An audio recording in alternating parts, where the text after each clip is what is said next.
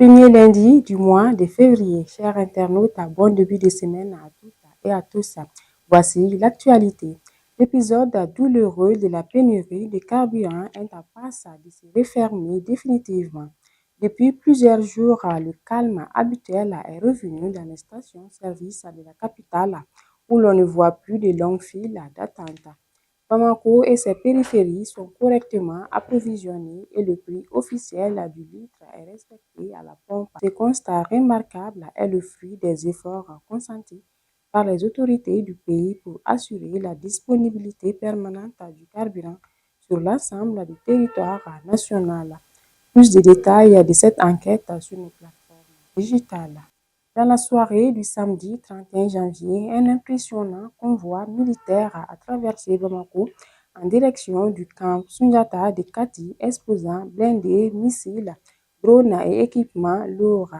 Cette démonstration de force illustre la montée en puissance des forces armées maliennes, confirmée par leur classement en tête de l'UEMOA selon Global Firepower 2026. Accueilli avec enthousiasme par la population, ce matériel vient renforcer les capacités nationales, notamment dans la lutte contre le terrorisme et la sécurisation du pays. Le 30 janvier 2026, à Sévaré, le ministre chargé de la Défense, le général Sadio Kamara, a remis des drones à Kinsi à l'armée de l'air en présence des autorités militaires. Cette dotation s'inscrit dans la montée en puissance des femmes face aux menaces sécuritaires complexes du Sahel.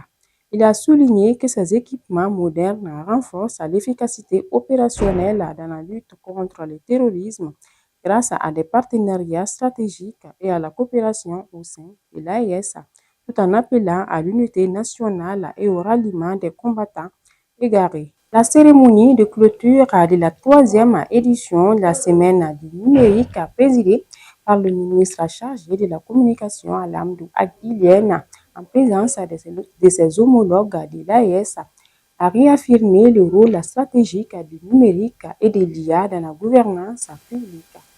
Les recommandations issues de ces travaux insistent sur l'accélération de la digitalisation, l'intégration structurée de l'IA dans les secteurs prioritaires, le renforcement du cadre juridique, le développement des compétences, notamment chez les jeunes et les femmes, ainsi que la promotion des partenariats publics-privés et de la coopération régionale au sein de l'AES.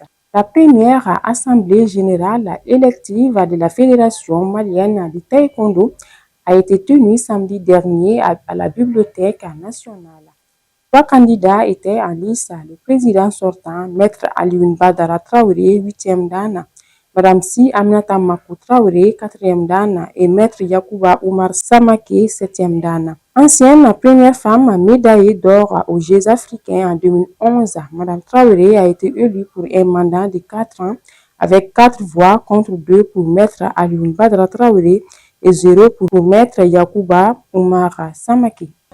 C'est ce qui met fin à cette revue. Merci de l'avoir suivi. Continuez à nous suivre sur toutes nos plateformes digitales.